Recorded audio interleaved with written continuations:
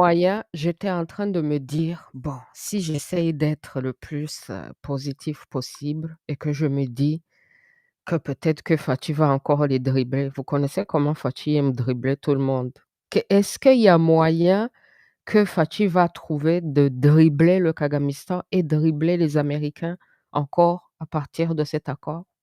Donc moi, je pense que la seule, parce que jusqu'à maintenant, vous voyez, les deux gouvernements sont directement engagés. La seule chose qui peut les sauver, c'est le Parlement. Si le parlementaire euh, refuse cet accord-là, il peut être sauvé.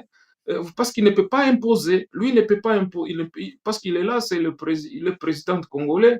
Et donc, lui, après la ratification, ça sera publié au journal officiel.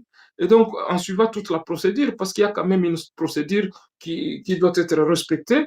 La seule façon, moi, je pense que c'est seulement le parlementaire congolais.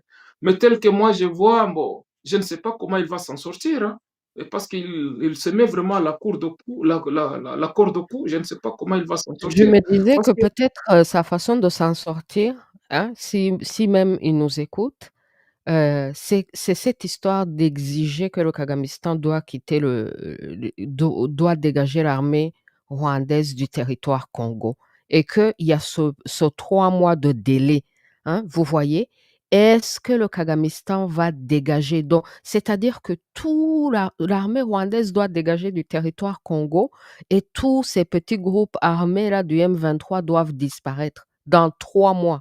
Sinon, le Congo peut dire: on a essayé la paix, on a voulu la paix, ils n'ont pas voulu. Regardez tout ce qu'on a fait, on est allé jusqu'à Washington, on leur a donné 3 mois. Maintenant qu'ils n'ont pas fait, maintenant, le Congo peut maintenant s'autoriser de faire tout ce qui est nécessaire pour les dégager de son territoire et pour gagner, définitivement militairement et ensuite après ils vont dire: «Ben, il y a même pas d'accord puisque c'est vous qui ne les avez pas respectés», hein. Je ne sais pas si le Congo aurait une game à ce niveau, quoi. non, moi, je pense que non, la main de Félix Tshisekedi est dans le feu. Il lui-même, il se met la main dans le feu. Moi, je ne vois pas comment il va vraiment s'en sortir en retournant. Je ne pense pas. Parce que les Américains, vous savez, il y a déjà des entreprises américaines qui sont déjà prêtes pour aller piller le Congo. Vous voyez, il y a le mine là, c'est le mine le plus réputé au monde, mine de il y a une mine là, je vais retrouver ça. C'est dans le Nord Kivu. Et donc, ça, c'est une mine qui donne quand on parle de voitures électriques, c'est ces mines-là qui. Et donc, moi, je ne sais pas comment il va s'en sortir. On dit également qu'il y a la famille de Trump qui sont engagés il y a une partie de sa famille qui est engagée dedans. Moi, je ne sais Mmh. pas comment. Vraiment, je ne sais pas comment il va retourner. Je ne pense pas. Et puis, quand on essaie quand même d'observer, parce qu'on a quand même observé la façon dont les signatures, ils ont signé il y a une pression, on voit qu'il y avait une pression américaine. Ils étaient sous pression. Quand vous voyez comment le ministre des Affaires étrangères rwandaise et l'autre congolais, ils ont signé, on voit vraiment qu'il y a une très forte pression.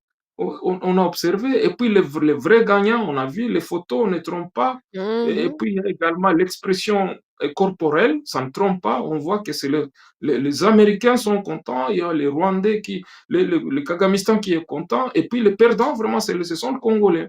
C'est ça. Et puis, on parle également ici des mécanismes sécuritaires. Ça, on a dit les retours de populations déplacées. Ça, on a dit également dans l'accord là, et puis accès humanitaire. Quand on voit vraiment ici, parce qu'aujourd'hui, au niveau du Congo, on ne sait pas qui est vraiment, qui est rwandais, qui n'est pas rwandais. C'est là où je pense que l'ouatocratie sera extrêmement importante pour éclairer les Congolais. Vous voyez, quand vous entrez dans nos spices, il y a des pseudo-Congolais qui fuient, ils ne s'expriment même pas parce que vous essayez de les et vous connaissez leurs anthropologies culturelles et linguistiques, ils fuient.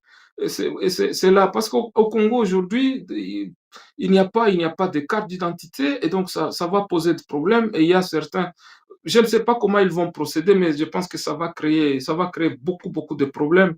Et un autre point ici, c'est maintenant la coopération économique régionale. Ça, là, on dit un second accord, centré sur l'intégration économique régionale et l'attraction d'investissements, ici principalement les Américains, dans le secteur minier, énergétique et dans les infrastructures également, doit être signé à la Maison-Blanche. Ouais, et donc, il y a une succession d'accords qui seront signés. Et dans tous ces accords ici, dommage quand même parce qu'il y a la population, la société civile qui n'est même pas informée. Nous avons le prix Nobel de la paix qui a critiqué également cet accord, c'est un accord de honte qui viole notre souveraineté. Et tout ça, ce n'est pas vraiment bien. C'est ça, quoi. C'est parce Il y a on voit, ouais. il y a le frère, Mokpalu Nzorakata qui est entré au studio. On va lui donner la parole, pour entendre si lui, il peut nous dire comment il voit les choses. Mokpalu Nzorakata, cher frère Christian, merci d'être là, c'est un plaisir de vous avoir. On vous écoute. Bonsoir, Maman Louise. Je ne sais pas si vous entendez très bien. Parfait.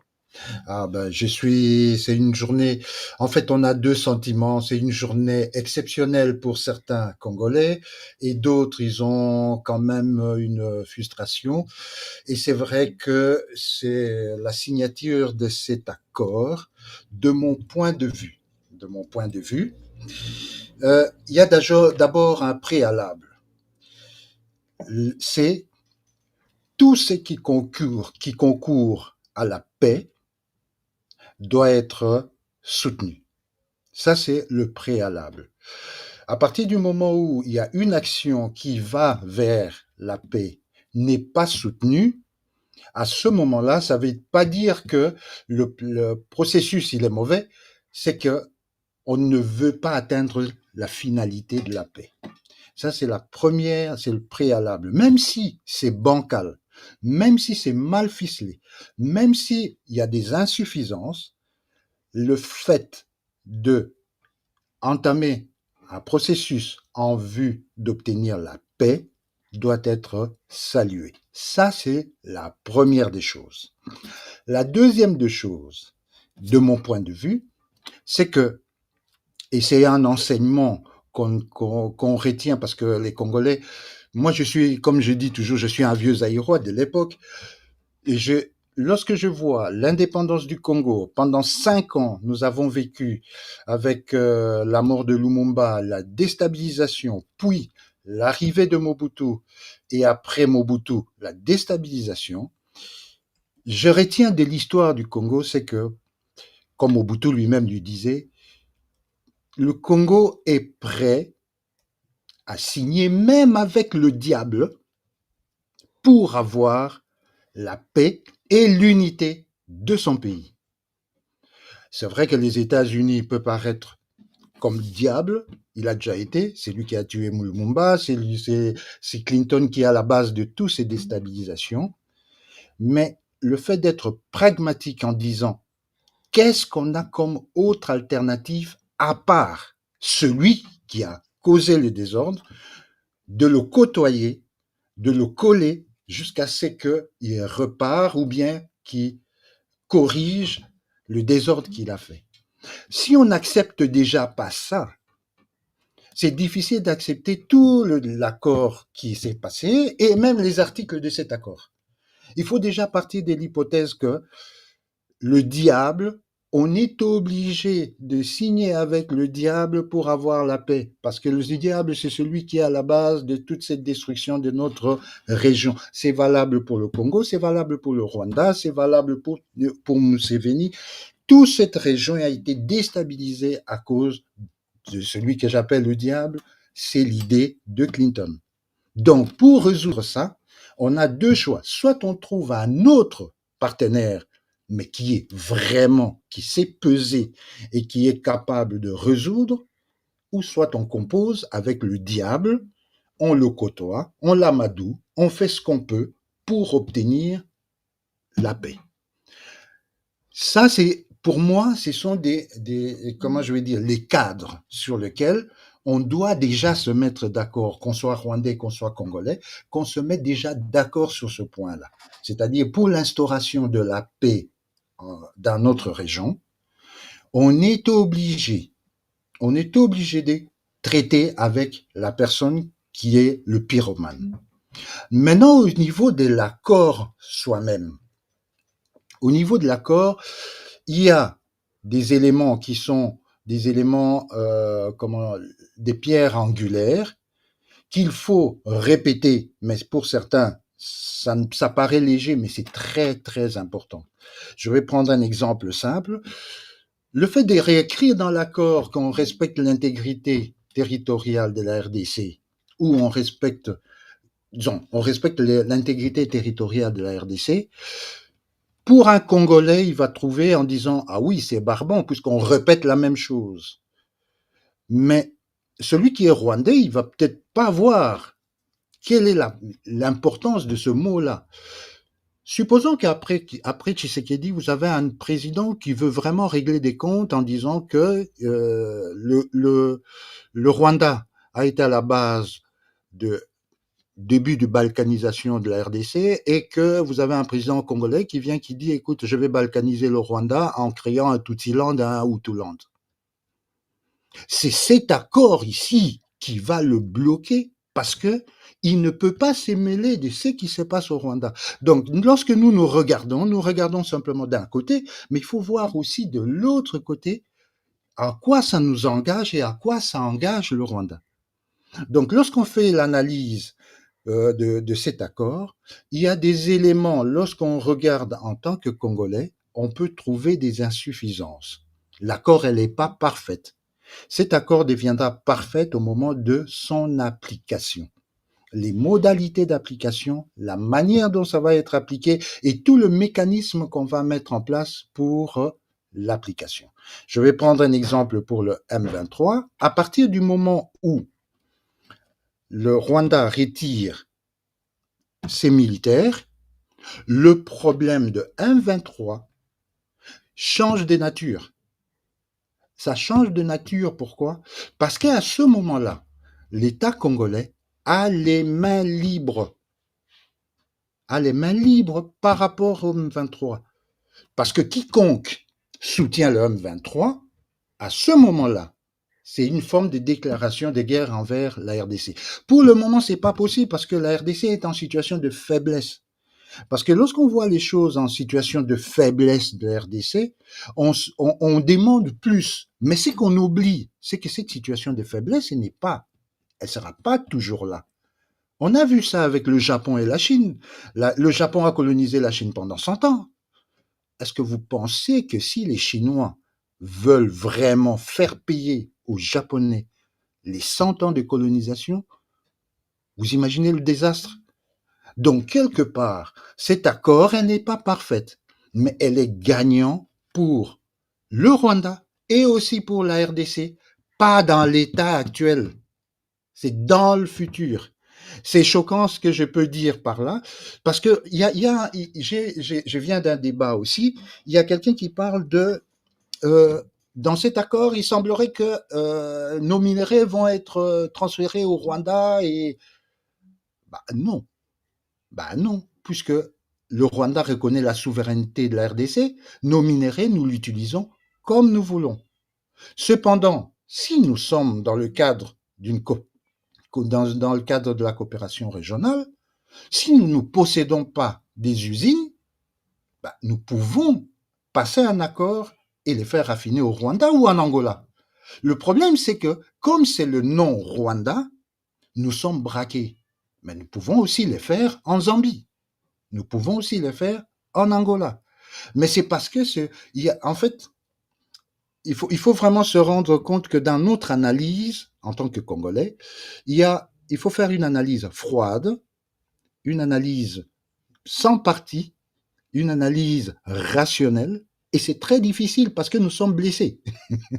Nous sommes blessés, nous avons cette blessure en nous, c'est pour cela que même dans le discours de Kaikwamba que j'ai suivi, elle parlait du fait que cette blessure, elle restera, mais il faut aller au-delà. Mais pour l'instant, c'est un peu comme quelqu'un qui est blessé et on lui demande un peu plus que ce qu'il est capable d'accepter. Mais cet accord, lorsqu'on les prend point par point, c'est tous les deux pays qui sont gagnants. Évidemment, vous avez des gens comme le ministre des Affaires étrangères, Nduhungirehe, oui. je m'excuse.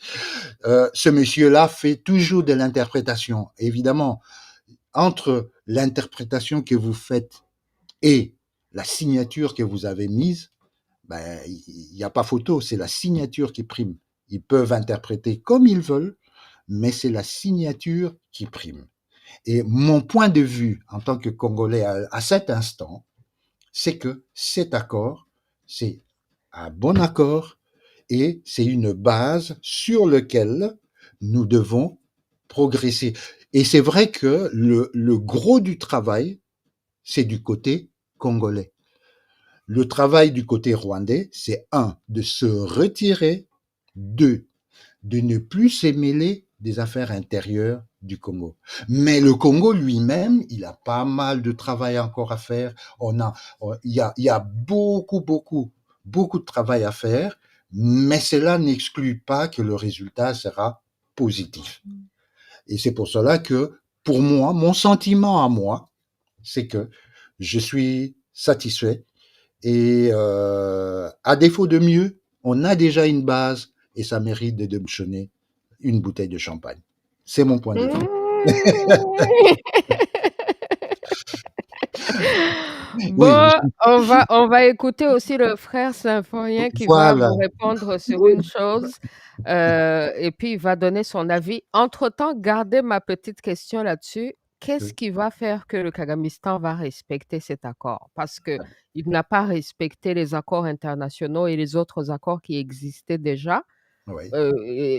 Cet accord, même s'il serait bien, qu'est-ce qui va faire que le Kagamistan respecte? Mais écoutons le commentaire de notre frère symphorien Pombe aussi. Merci Mokparun Zorakata Christian, merci. Oui, merci. Merci, mon frère Zaïrois Christian. Merci. Et merci pour votre intervention, même si on ne partage pas le même point de vue, mais c'est comme ça la démocratie. Mais moi, je pense quand même, quand vous vous exprimez, vous vous exprimez comme un occidental. Ouais, moi-même, je suis occidental, mais j'essaie un tout petit peu de voir comment les Congolais réfléchissent, comment les Kagamistan réfléchissent. J'essaie d'entrer dans leur peau parce que ce sont des menteurs, de part et d'autre, ce sont des menteurs. Parce que normalement, dans le droit, dans le droit international, nous savons que les conventions et accords régulièrement signés tiennent lieu de loi à ce qu'ils les ont fait et puis les exécutions doivent être faites en pater bonus familias. Ça, c'est le principe. Et puis, c'est extrêmement important, ce principe-là, parce que c'est un principe universel. Mais la question qui est ici et qui me taraude le cœur, c'est la qualité des hommes, la qualité d'acteurs dans l'accord signé hier. Comme la sœur l'a dit, ou Wachokrasi, je pense que nous savons tous que il y a beaucoup d'accords qui ont été signés, beaucoup pendant les 30 dernières années, beaucoup d'accords qui n'ont pas du tout été respectés. Et puis vous avez souligné quelque chose sur Mobutu. Moi-même, je suis né dans la CPGL pendant la période de Mobutu. Moi, je pense que c'est deux périodes différentes. Pendant la période de Mobutu, nous avions une armée dissuasive. Nous étions il y avait le parti unique, et le MPR, Mouvement populaire de la Révolution. On avait des gouvernements qui conjuguaient dans la même direction et puis des politiques, on peut discuter, mais des politiques qui avaient quand même un certain niveau de crédibilité. Et puis, donc, beaucoup d'entre eux, c'était quand même des intellectuels. C'est pas comme aujourd'hui où tout Congolais peut parler politique, tout Congolais peut devenir politique. Moi, je pense que ça. Et puis, au temps de Mobutu, je dois vraiment vous rappeler, parce que Mobutu lui-même nous disait Tata Bomoko, Mama Bomoko, Ekolo Bomoko. Aujourd'hui, tout ça, ça a disparu. Et, et, et, et, et, et également, il y a énormément pas. Et puis pendant le temps de Mobutu, il y avait quand même le sens du patriotisme, le sens du civisme. On faisait les salons, on voit, tout ça, ça fait partie de notre culture. Et quand vous parlez, par exemple, qu'il faut signer avec les diables, oui, au temps de Mobutu, oui, bon, mais aujourd'hui, je ne sais pas s'il faut, parce que Mobutu pouvait anticiper la marche du diable, parce que lui-même, c'était un petit diable. Il pouvait anticiper les faits, les faits politiques. Mais ceux qui sont ici, vous voyez qu'ils n'ont pas de plan. Les politiques congolais n'ont pas de plan. Ils naviguent à vue. C'est là où ça pose des problèmes, parce que l'accord est signé. Bon, on attend la ratification, la publication au journal officiel. Bon, je ne sais pas si il n'y aura pas de contestation au niveau du Parlement national congolais, on ne sait pas, mais on attend voir. Et puis, pour terminer, mon frère, parce que tout ce qui est dans cet accord-là, nous parlons de ressources, ce sont des richesses. Et toutes ces richesses en globalité, je le dis parce que vous avez dit que nos minerais peuvent être raffinés dans d'autres pays, en Angola ou je ne sais pas. Oui, c'est vrai, vous pouvez avoir raison. Mais les minéraux dont il s'agit ici en particulier, ce sont des minéraux qui sont dans l'Est. Et ici, surtout les mines de Rubaya, par exemple, c'est une mine qui est là-bas, qui est. Et puis quand on parle de parcs, le parc qui seront co-gérés, ici, je sous-attends, c'est le parc de Virunga qui est là, ou le parc de Kauzi-Biega. Moi, je ne crois pas que ce sont des parcs, je ne sais pas si Kundelungu, je ne crois pas. Moi, je pense que ce sont nos ressources nos richesses qui sont à côté là. Je ne sais pas, peut-être vous avez un autre point de vue, mais je pense que le Rwanda, il fait toutes ces pressions, il harangue les Congolais. C'est dommage quand même qu'il use des Ubwenge. Ça, c'est le vrai Ubwenge. Et ils réussissent le Ubwenge, mon frère. C'est ça. Merci beaucoup. Merci, merci. Donc, on va permettre au frère, Mokpalon Zorakata, notre frère Christian, de répondre et je vais faire un petit commentaire, sur ce que vous venez de dire, Symphorien Pombe, par rapport au parc de Virunga. Pourquoi c'est important? À l'époque, vous savez même qu'il y a une Américaine qui était venue au Rwanda et ils ont même fait un film là-dessus, Gorilla in the Mist. Et vous savez que Hollywood, là, est toujours en train de cacher d'autres plans derrière. Vous savez que les Américains, dans leur service d'espionnage et tout, ils sont capables aussi d'utiliser Hollywood. Donc, il y a des Rwandais qui racontent que à l'époque, justement, c'était une façon, même à travers cette Américaine, même à travers le film de Hollywood, c'était une façon pour eux pour infiltrer le Rwanda et infiltrer cette région parce que justement, c'est dans le parc et c'est très haut. Ils installent des choses là-bas pour surveiller et pour contrôler la région. Parce que plus tard, justement, le FPR du Kagamistan qui est venu de l'Ouganda a utilisé cette région comme base militaire pour pouvoir faire des opérations de conquête au Rwanda et plus tard pour le Congo, parce que le Congo, c'était leur objectif. Donc, qu'ils disent et qu'ils insistent sur gestion commune de cet endroit, c'est parce qu'ils sont déjà investis dedans. Ils savent ce qu'il y a là-bas. Peut-être même qu'ils ne vont pas laisser le Congo avoir vraiment accès à cette région parce qu'ils savent ça dure depuis longtemps entre l'Ouganda et le Rwanda et les États-Unis. All right, on écoute le frère Mokpalon Zorakata. Merci. J'ai très bien. Une petite, Oui, mon frère, une petite chose, parce qu'ils ont souligné également le lac Kivu, nous savons qu'il y a le gaz méthane qui est là, et puis ils soulignent également la construction de, de, de barrages, je pense le barrage Ruzizi 3. Vous voyez, tout ça, je pense que tout ça, ce sont des intérêts. Quand vous voyez, normalement, ça ne profitera pas aux Congolais. Bon, on attend les frères s'exprimer parce que c'est important quand même de l'écouter Oui, aussi. merci. Ce que je vais répondre en deux volets. Premièrement, je vais parler de tout ce qui est écrit en gestion en commun et je vais répondre à la deuxième question qui concerne qu'est-ce qui peut pousser, qu'est-ce qu'il y a comme mécanisme, comment être sûr que le Rwanda va appliquer les accords qu'ils ont signés. En un premier temps, concernant ce qui relève de la gestion commune, il y a, comment je vais dire, en géopolitique,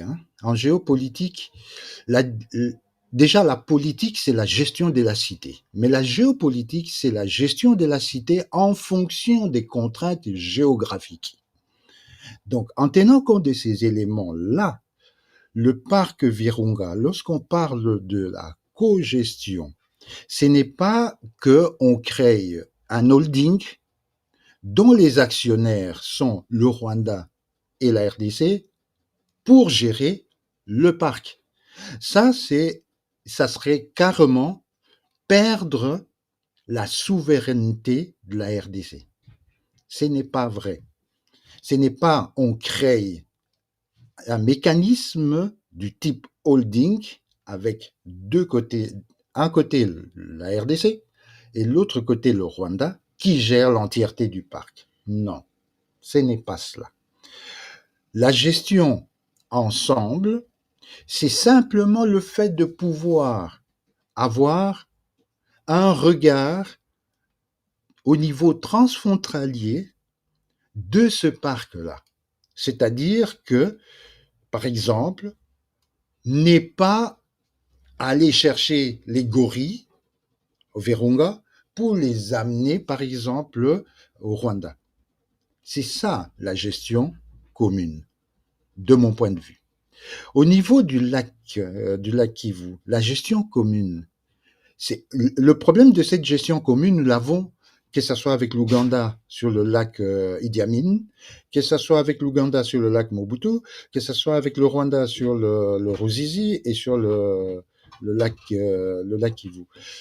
Nous sommes obligés, à cause de la géographie, d'avoir une co-gestion.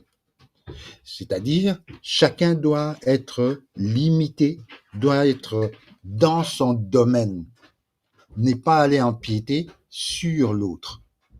Et si jamais il y a empiètement, il y a des mécanismes qui permettent de résoudre les contentieux.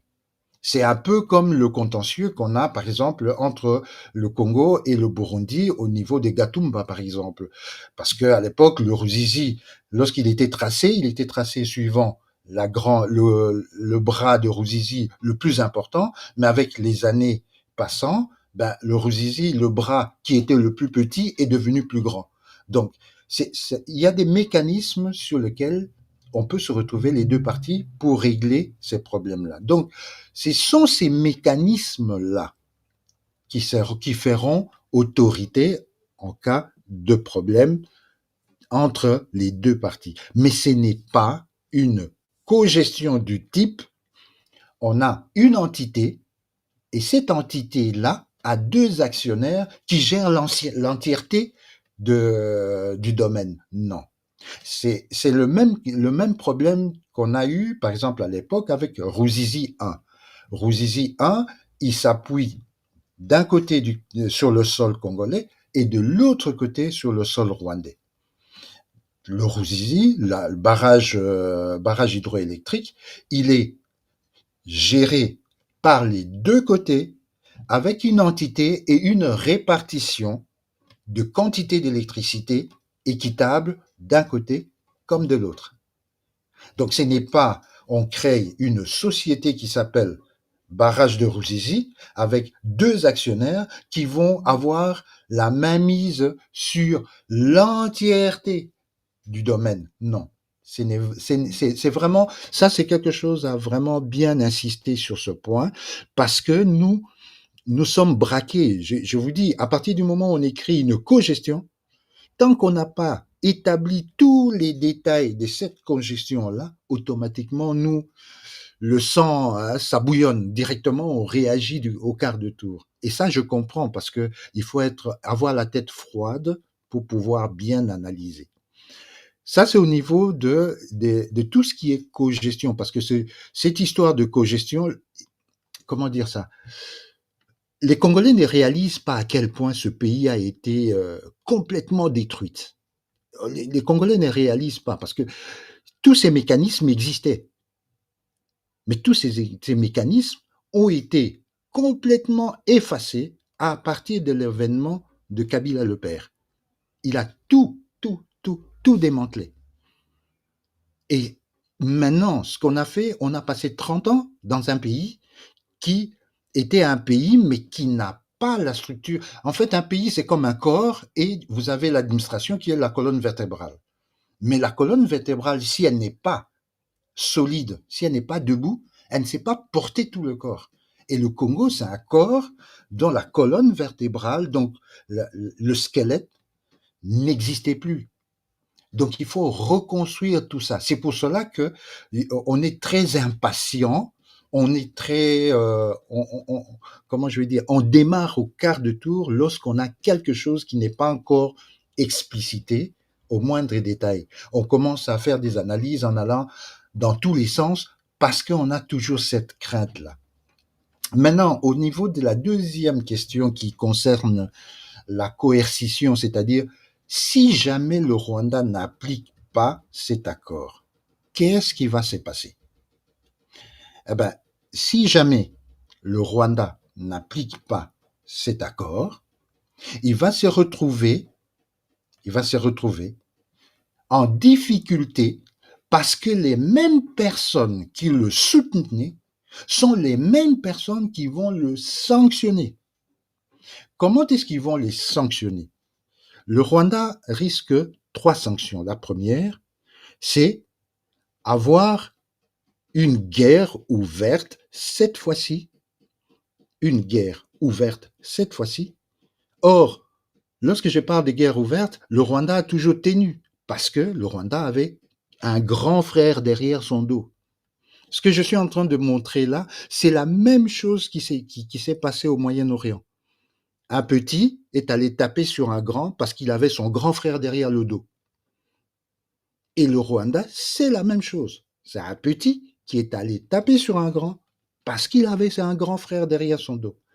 Et le problème, l'avantage de Tshisekedi dans sa démarche, c'est le fait de ne pas aller à la confrontation avec les petits, aller trouver toutes les personnes qui sont derrière lui. Aller traiter avec toutes les personnes qui sont derrière ce petit-là. Et en essayant de convaincre ces gens qui sont derrière lui, c'est comme ça qu'il réussit, c'est qu'il est en train de réussir pour le moment.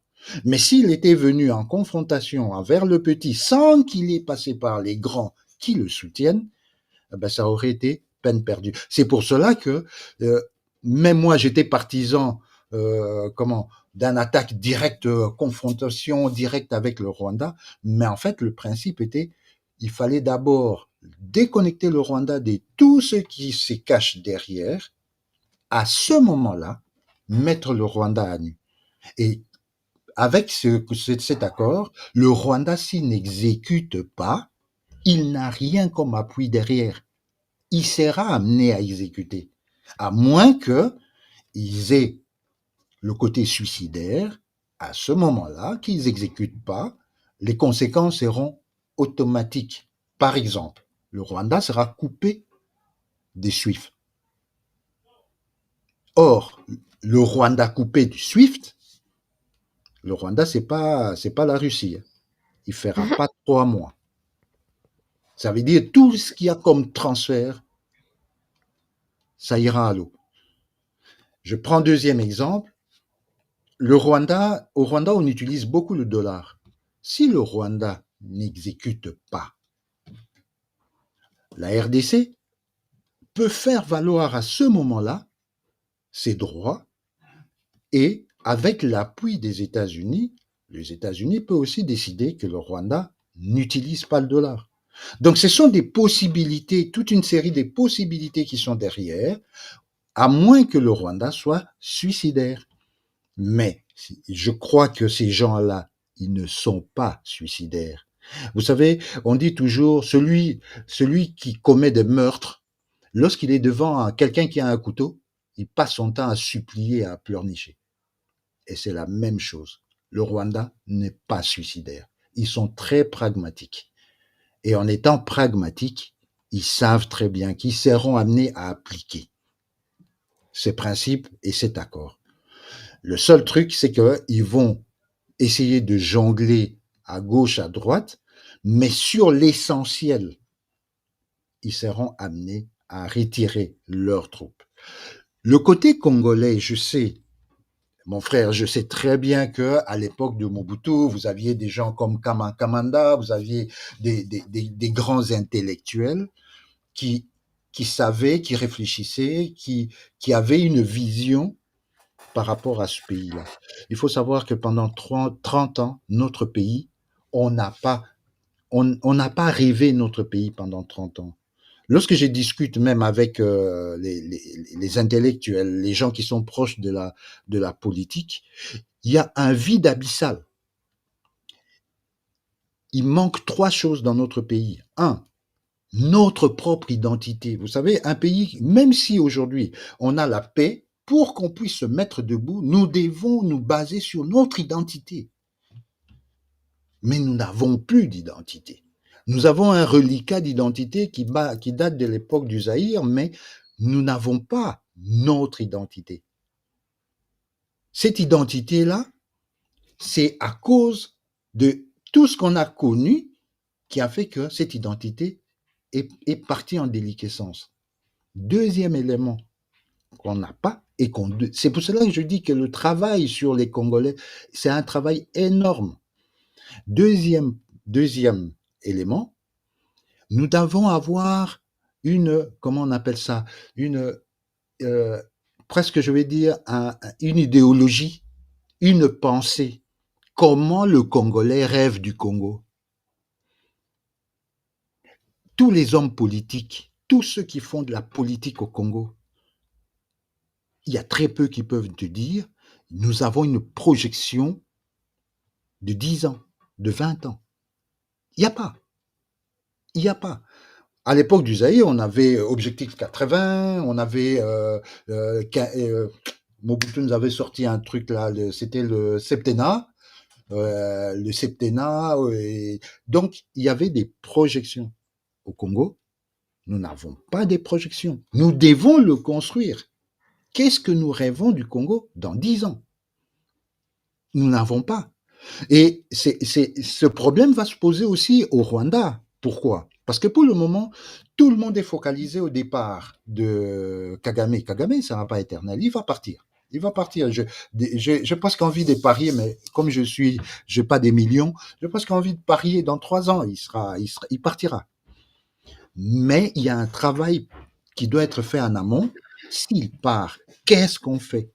Et c'est là où les hommes politiques, ils ont toujours un regard sur le guidon. Ils ne voient pas suffisamment loin. Ce que je dis, c'est valable pour le Rwanda, c'est valable pour le Congo, c'est valable pour beaucoup de pays lorsqu'ils sont dans des difficultés, ils ne font pas le travail de projection.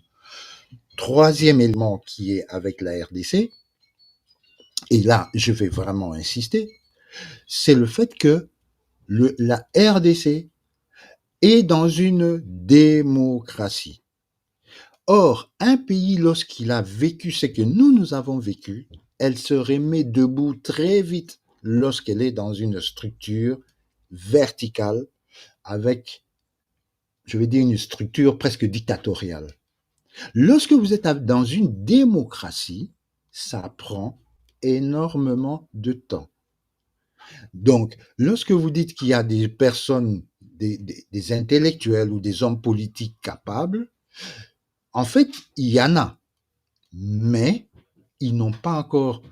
on n'a pas encore vu la projection, l'insistance sur l'identité, parce que les Chinois se sont développés en se basant sur leur identité. Les Éthiopiens, après avoir connu la période des sécheresses et qu'on a connu l'Éthiopie complètement par terre, ils se sont basés sur leur identité. La Russie se base sur son identité. Le Congo, lui, il a été cassé dans son identité, complètement cassé. Je prends un exemple simple. Regardez, le papa Kabila s'est proclamé président de la République démocratique du Congo. Est-ce que vous pensez que il s'était proclamé président de la République des bananes, on aurait dit non? Donc, on a accepté des choses qui demandent maintenant une réflexion pour vraiment aller à l'essentiel. Cet accord, moi je l'appuie. Pourquoi? Parce qu'elle résout déjà un premier problème qui était épineux, c'est celui de pouvoir revenir à la paix. Mais après la paix, il y a énormément du boulot encore à faire pour nous-mêmes Congolais, pour nous-mêmes. Je prends l'exemple aussi de Félix. J'ai toujours dit, Félix n'est pas le meilleur président du Congo, du genre qui va nous faire rêver. Il nous fait pas rêver. Mais par rapport au pédigré des hommes politiques qu'on a, c'est le moins mauvais. Il y a des choses il fait des erreurs. Il fait énormément des erreurs. Mais par rapport au pédigré des hommes politiques que nous avons, c'est le moins mauvais.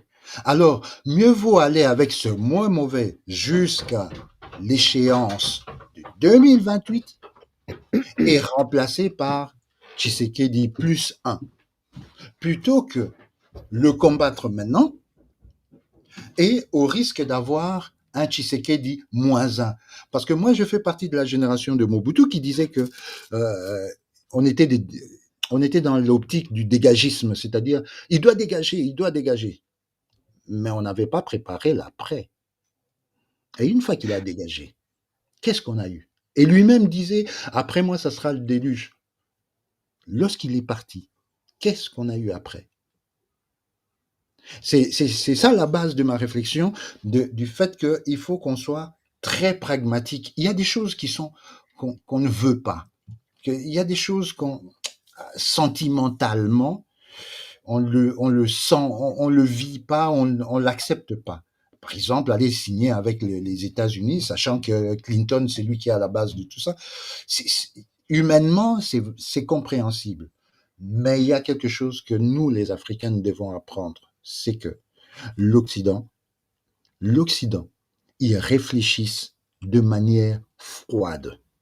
Et lorsqu'ils sont en face de quelqu'un qui réfléchit de manière froide, ils entrent dans leur contradiction et on sait tirer les marrons du feu. Mais on doit apprendre cela. Parce que nous autres, il n'y a pas 5 minutes, je viens d'un autre débat où quelqu'un me sort, les pays n'ont pas d'amis, ils n'ont que des intérêts. Mais c'est un principe qui est totalement occidental. Est-ce que les Africains se sont posé la question, est-ce que les pays ne peuvent pas avoir des amis? Et ça, c'est parce que nous avons des élites qui ont été formées à Sorbonne, à LA, ils ont été formés en Angleterre, et ils viennent avec ces principes-là. Mais nous-mêmes, nous nous sommes posé la question, est-ce que les pays peuvent avoir des amis ou n'avoir que des intérêts?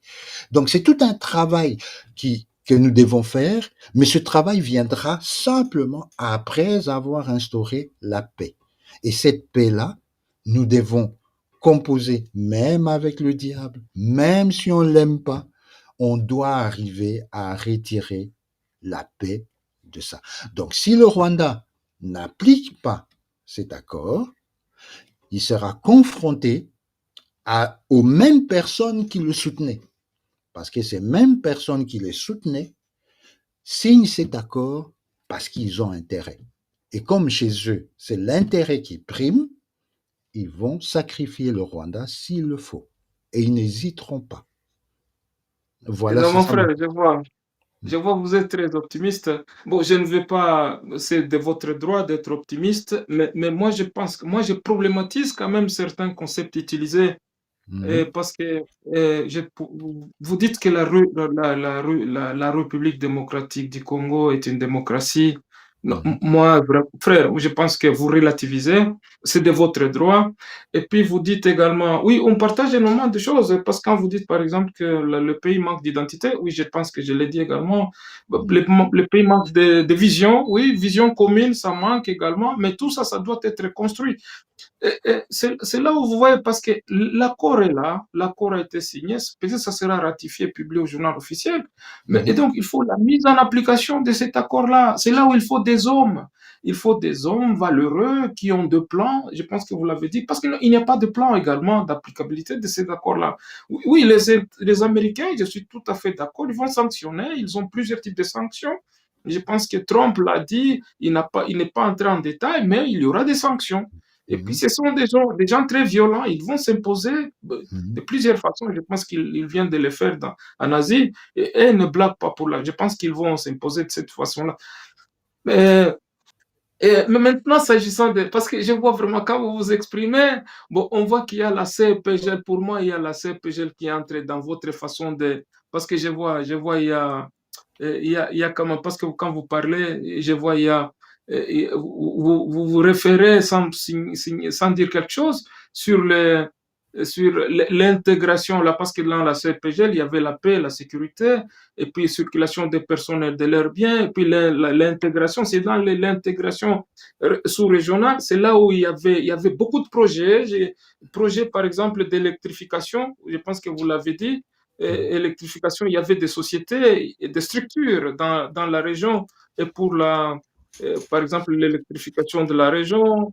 Et puis, c'est vrai, l'électricité profitait au Rwanda, au Burundi, mais tout était contrôlé. Je pense, vous vous rappelez très bien. Et Oui, tout oui. était bien contrôlé. Oui, les structures étaient, tout était très, très bien contrôlé. Et nous avons, par exemple, la BDG, Banque de développement des États des Grands Lacs qui étaient là, et puis c'était financé par la coopération entre les trois pays, tout marchait bien. On avait Mhm. également organisation de l'énergie dans le Grand Lac, et ça Mhm. c'était oui, c'était, et puis Sinelac, je pense que Sinelac était là également. Ouais. Et donc, et puis il y avait une autre là, Institut de recherche agronomique et de zéotechnique. Mhm. Euh, Mhm. oui, je pense que c'était à Gitega, au Gitega. Burundi, oui, à Gitega au Burundi. Et puis Mhm. tout ça, c'était, oui, moi je suis fils de cette région-là. Et donc, vous voyez quand même, les choses fonctionnaient bien. C'est parce qu'on avait de vrais hommes à leur place. Mais aujourd'hui, parce que je vois que vous dites que Tshisekedi, c'est le moins, je ne sais pas, le moins mal des autres. Bon, je ne sais pas, parce que pour moi, les Congolais, il n'a pas d'éthique, hein. C'est un président, vous voyez, la gestion du pays quand même doit respecter certaines règles élémentaires. Parce que moi, je suis politique ici, tout est contrôlé. Est-ce que il gère se conformant à la loi de finances au budget de Moi, je ne sais pas. Apparemment, c'est comme si. Bon, je ne sais pas, mon frère, mais moi, je suis. Je dois vous dire la vérité, je ne suis pas très honoré d'être congolais quand on est dirigé par des analphabètes en politique. Pourquoi? C'est parce que politique, oui, je pense que vous l'avez dit, c'est la gestion de la cité et quand on est politique, et quand on est politique, donc il faut apporter des solutions aux problèmes de ses compatriotes. Mhm. Vous- je ne souhaite pas qu'on abuse du temps de ma sœur ici, qui est ici, Mhm. mais je vous remercie vraiment beaucoup, frère Christian, pour votre contribution. Et puis, Mhm. je remercie la sœur également. Il y a juste une chose que je vais ajouter, hein, et ça c'est, parce que moi je réfléchis, je dissocie la politique intérieure de la RDC et la politique extérieure de la LDC. La politique intérieure de la RDC, ça, il y a beaucoup à dire. Il y a beaucoup à dire. Lorsque je vois l'énorme travail qu'il y a encore à faire, c'est inimaginable parce que on ne réalise pas que on est en train de créer des structures. On est en train de créer des structures, essayer de les faire fonctionner, et ces structures ne fonctionnent pas. Et il n'y a pas des méthodes d'évaluation, il n'y a pas des méthodes de contrôle. Il y a beaucoup de choses à faire au niveau intérieur. Et ça, je comprends tout à fait. Pourquoi? Parce que lorsque nous avons une autre indépendance, après nous avons passé 5 ans avec les guerres, les moulélés, tout ce machin-là, lorsque Mobutu a commencé son pouvoir, il a utilisé les universitaires, donc des technocrates. Or, depuis que nous sommes sortis, disons, nous sommes sortis, depuis que nous sommes empêtrés dans ce problème, depuis 30 ans, nous sommes gérés par des politiques.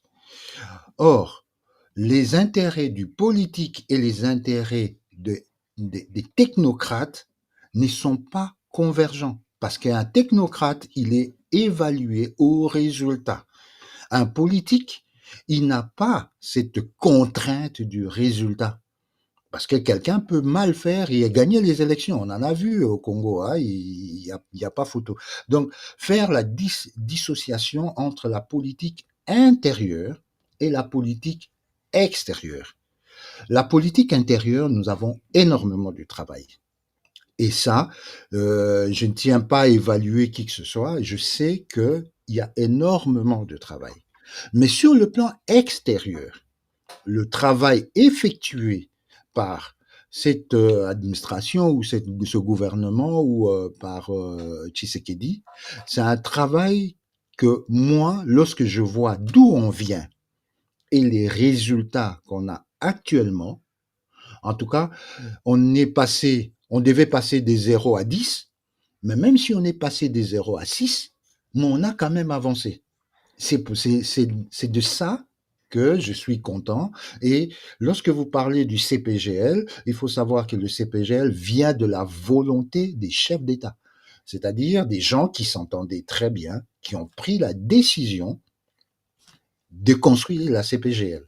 Et en plus, l'origine de la CPGL vient du fait que Mobutu voulait créer la communauté des États de l'Afrique centrale et essayer de sortir les pays du franc CFA, et c'est la France qui avait complètement bousillé ce projet-là, et Mobutu s'est retourné vers le Rwanda et le Burundi pour créer CPGL. Cette histoire a très bien marché. Et c'est vraiment, beaucoup de gens ne réalisent pas. Je comprends l'émotion que vous avez parce que la CPGL ressemble, à s'y méprendre, à la communauté européenne, c'est-à-dire une communauté de libre circulation des biens, une communauté de libre circulation des personnes, communauté de libre circulation des capitaux. Donc ça reprenait vraiment, c'est vraiment l'ambition de l'Union européenne avant l'heure.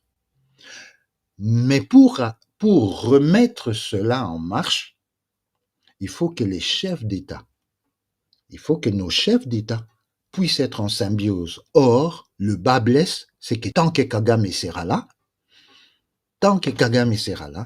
la CPGL, il faut l'oublier.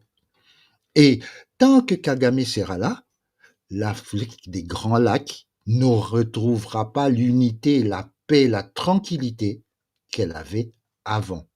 Maintenant, ce CPGL-là, à l'époque, nous, on critiquait ça aussi, hein, de temps en temps. On disait, oui, c'est bien, mais bon, c'est pas encore suffisant. Mais c'est parce que maintenant, comment on dit ça? Il faut manquer quelque chose pour connaître la valeur de ce que ça représentait. Il faut manquer cette amitié, cette fraternité pure qui existait entre le Rwandais, le Burundais et le Zaïrois de l'époque pour se rendre compte combien c'était précieux, combien c'était important. Quelqu'un qui est à Gisenyi venait travailler le soir, il venait travailler la journée à Goma, le soir, il se précipitait avant 18 heures pour traverser la Grande Barrière. Des étudiants qui étaient à Tchangungu, qui traversaient pour aller étudier à Alfadjiri. Oui, on a vécu ça. Oui, c'était normal, mais il a fallu qu'on ait, je m'excuse du terme, Maman Louise, excusez-moi, il a fallu qu'il y en ait un diable. Le Kagamistan, on le connaît. Il a fallu qu'on ait un diable pour qu'on se rende vraiment et qu'on prenne conscience que, mon Dieu, qu'est-ce qu'on était unis, qu'est-ce que c'était bien. Il a fallu qu'on y passe. C'est pour cela que maintenant, l'objectif, c'est de revenir vers ça, mais ça va prendre un peu de temps. Ça va prendre un peu de temps.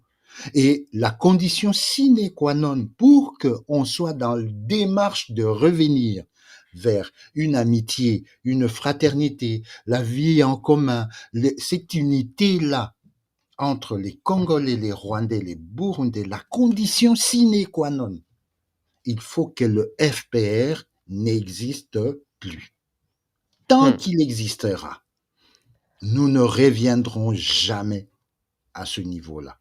Et les peuples, et c'est là où ça fait mal, parce que la génération qui a vécu ça, c'est une génération qui bientôt va atteindre les 60 ans, les 70 ans. Donc les jeunes qui sont actuels, c'est pour cela que j'insiste sur ce point-là, que ce soit de part des Congolais, que ce soit surtout des Congolais, de la part des Rwandais, des Burundais, nous devons instruire, nous devons témoigner, nous devons éduquer cette nouvelle génération que la cohabitation, la fraternité, c'est possible. Parce que cette génération, elle n'a pas connu ça. Essayez d'imaginer, monsieur, comme DJ Vance. Il a 40 ans. Il est vice-président des États-Unis. Lorsque lui, il avait, en 94, ben, il n'avait que 10 ans. Hum, Prenez Thérèse Kaikwamba. À 94, elle n'avait que 10 ans. hum. C'est une génération qui ne connaît pas, lorsque vous allez lui parler du CPGL, elle ne connaît pas.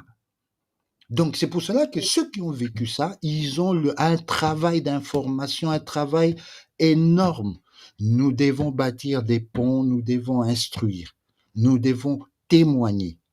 Mais pour témoigner, la condition sine qua non, il faut que le FPR disparaisse. Tant que Oui, le je pense. FPR ne Oui, disparaît on pas. est d'accord. Attends, il faut Ouais, que ouais. je mette un sound applause. Les applaudissements. Ok. Non, non, moi je pense que nous sommes tout à fait d'accord. Et puis pour que les FPR cessent d'exister, moi j'insiste toujours qu'en démocratie, c'est la majorité qui exerce le pouvoir et qui protège toutes les minorités. Mhm. Je suis d'accord qu'il y aura une mutation, il y aura une mutation politique dans cette région et nous devons contribuer. Moi je pense que c'est important, c'est là où ça fait toujours plaisir quand je constate que la sœur Ouzares, Louise Ouachou, elle est très, très engagée. Et on voit que c'est quelqu'un qui souhaite avoir ces ponts-là entre communautés. Je pense que c'est important. Et vous voyez, quand elle est dans nos spices, elle ne triche pas, elle est là. Et puis, des pseudo-congolais puis les spices. Et parce que c'est très facile. Bon, c'est très facile de, de, de, de maîtriser qui est qui de par son langage. Et la sœur est là, elle Tous est les Rwandais énormément. qui se disent congolais, ils fuient. Ouais, Ensuite, ils ouais. viennent m'écrire en privé. Ils viennent m'envoyer. Mais toi, là, Maintenant, pourquoi tu dis ça aux Congolais? Hé! Et puis l'autre, ma sœur, ma sœur. Et puis quand ils m'écrivent en privé, je vais encore en public sur le space, je dis, quittez mon inbox, venez parler publiquement. Et puis ils sont fâchés encore plus. non, oui, je pense que là, vous faites un très très bon travail. Voilà pourquoi on est là. Ouais. Mhm. Et on sera là. Je pense que c'est important le C'est travail que important. vous réalisez. De même avec les musiciens canadiens, rwando-canadiens, Mhm. Corneille, il fait beaucoup de travail également parce qu'on souhaite vraiment et on souhaite vraiment partager des expériences et puis faire rêver il faut faire rêver la jeunesse, La parce que jeunesse. la jeunesse dans le Kivu, dans les Grands Lacs en globalité, c'est une jeunesse qui est née et grandie dans la guerre. Ils n'ont pas l'expérience de la paix. Nous, Mhm. on a été dans cette région, des parents dans cette CPGL ont contribué modestement. Mhm. Voilà, ce sont des expériences, c'est pas pour rien. Quelquefois, quand je rencontre une Rwandaise ou un Rwandais, on chante en Kinyarwanda, écoutez de la musique et des idées, et missionner avec une tonalité rwandaise là, ça fait plaisir quoi.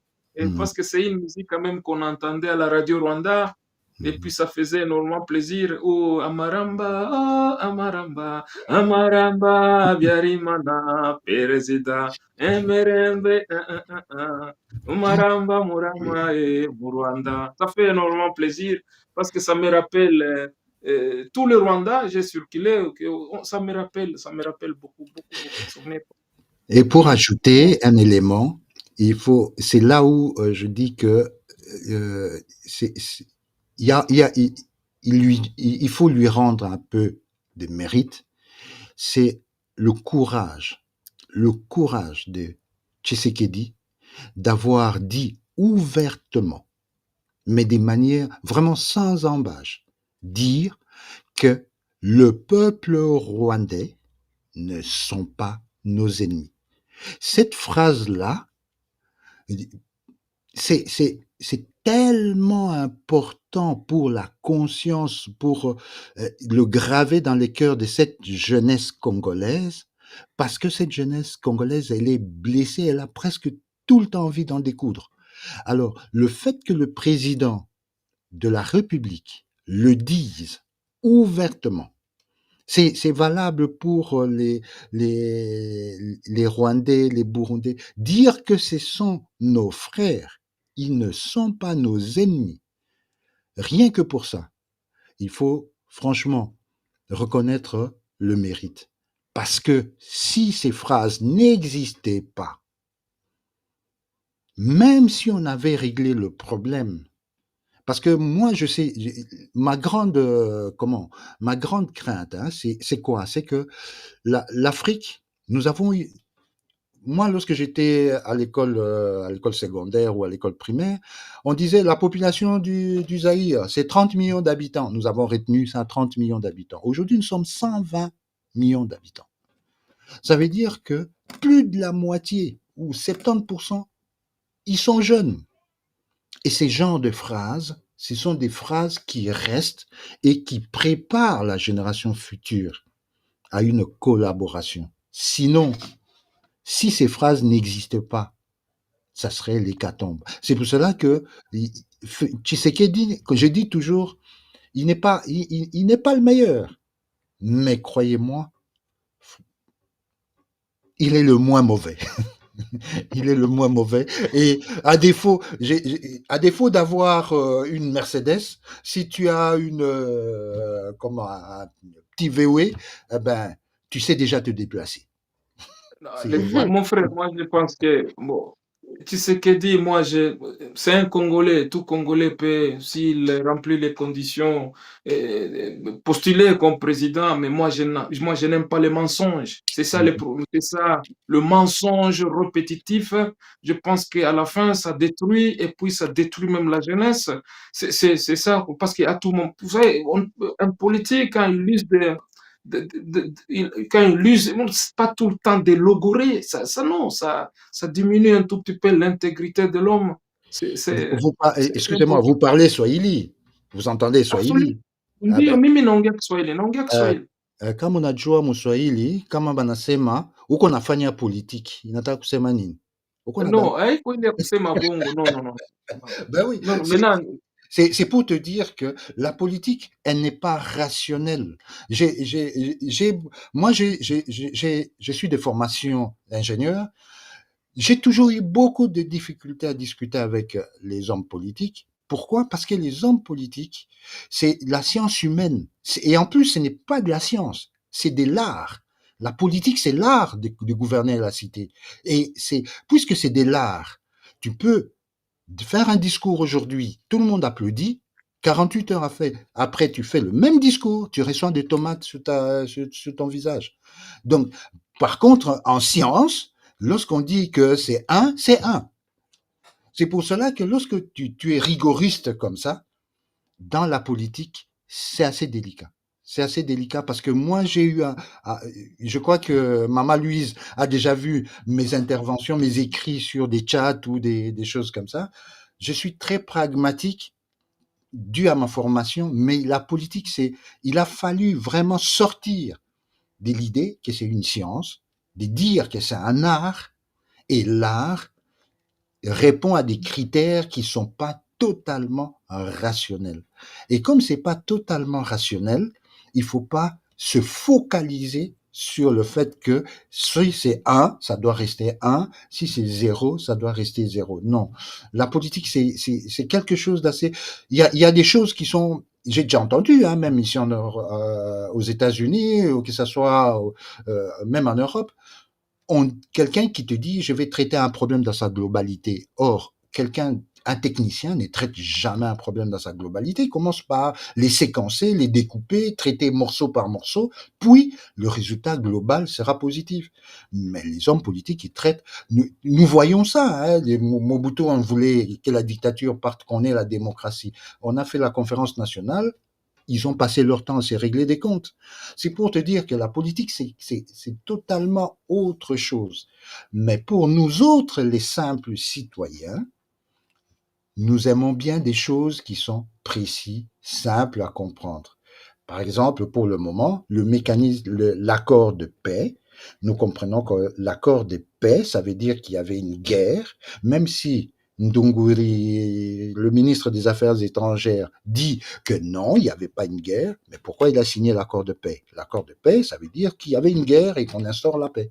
Vous voyez, pour la population, ça paraît simple, logique. Mais en politique, on va dire, oui, c'était l'accord de paix, mais on n'était pas en guerre. Vous comprenez ce que je veux dire? Donc, c'est pour conclure, je vais dire que dans la situation où on est, tout ce qui peut contribuer à instaurer la paix doit être appuyé, soutenu, même si elle n'est pas totalement parfaite. Mais on essaye avec peu à peu ce qu'on construit pour arriver à atteindre l'objectif qui est la paix définitive.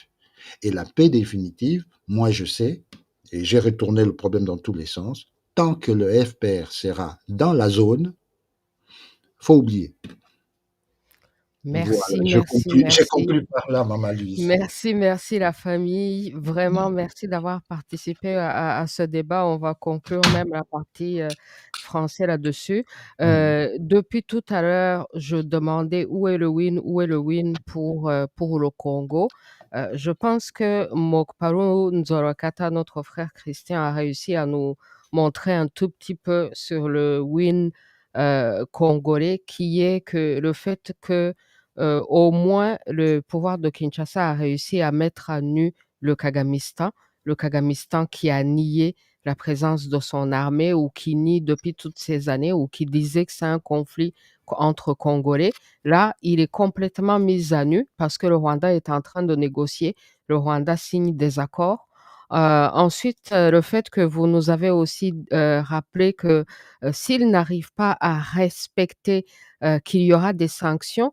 Et puis l'idée aussi d'aller dealer directement avec les Américains au lieu de dealer avec les proxys du Kagamistan et les proxys du M23, d'aller vraiment au plus haut niveau, all the way à Washington et dealer directement avec les Américains. Vous avez parlé au cas où ils ne respectent pas qu'il puisse y avoir des sanctions. Vous avez dit que le Kagamistan aussi n'a pas envie de se suicider.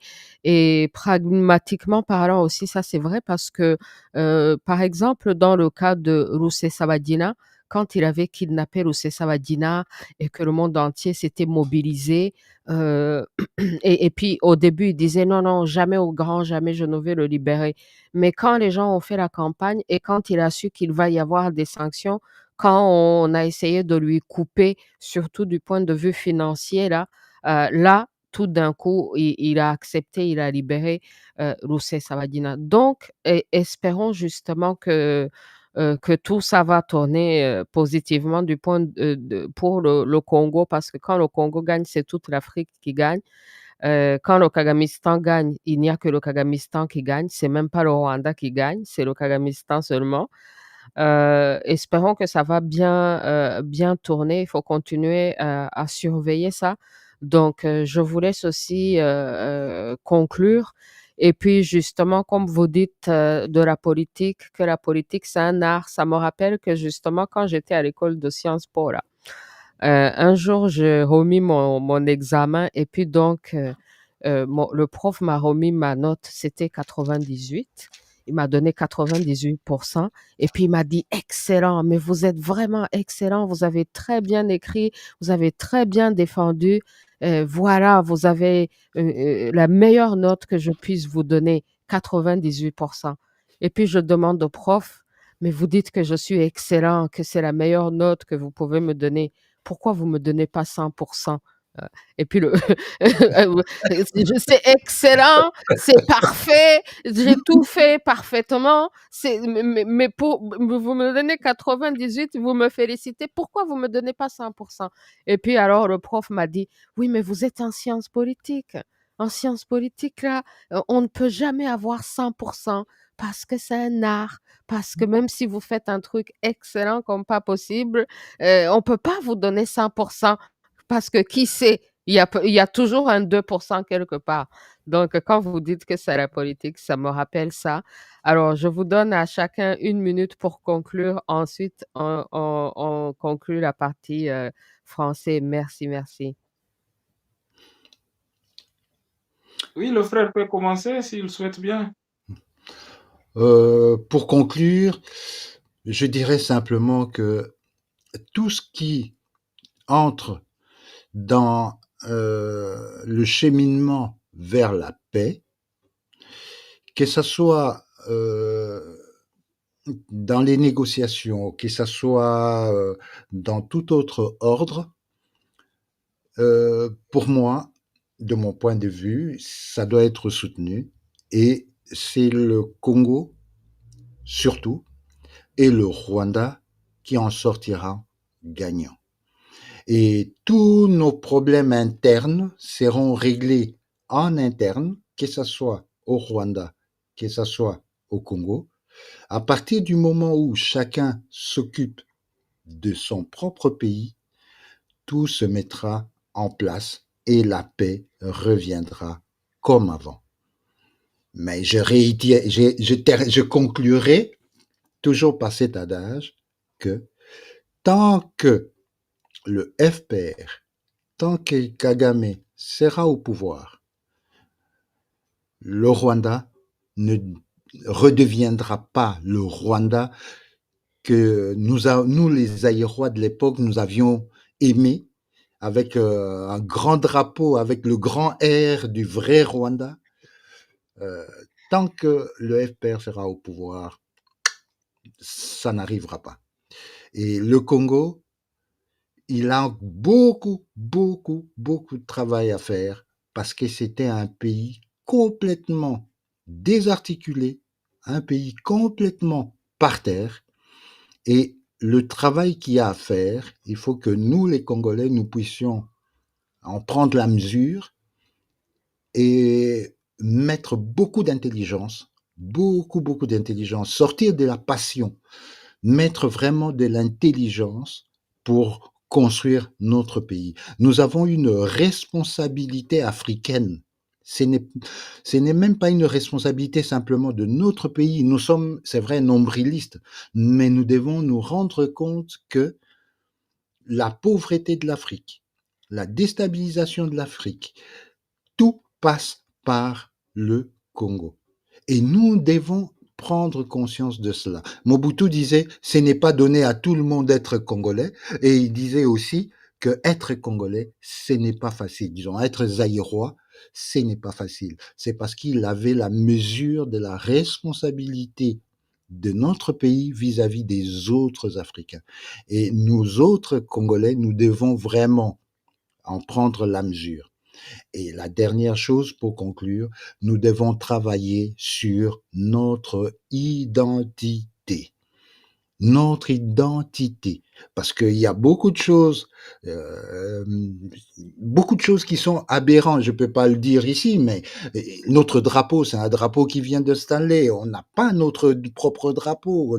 Le nom qu'on porte, c'est un nom qu'on...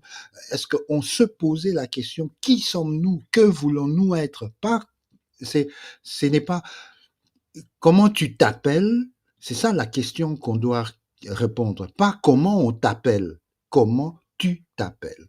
Donc nous autres, nous avons un grand travail à faire de ce point de vue-là, mais le temps n'est pas propice à cela tant qu'on n'a pas la paix générale dans notre pays. Voilà, je conclus par là. Merci beaucoup, Maman Louise.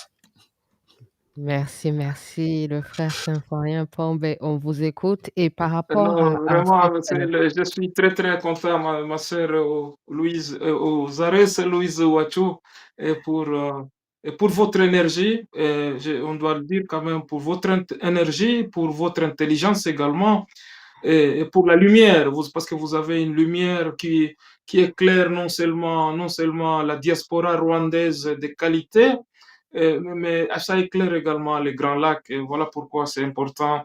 Et on sera toujours présent dès que vous le souhaiterez bien. Et donc, je me remercie également le frère Christian pour son intervention ici. C'est ça la démocratie.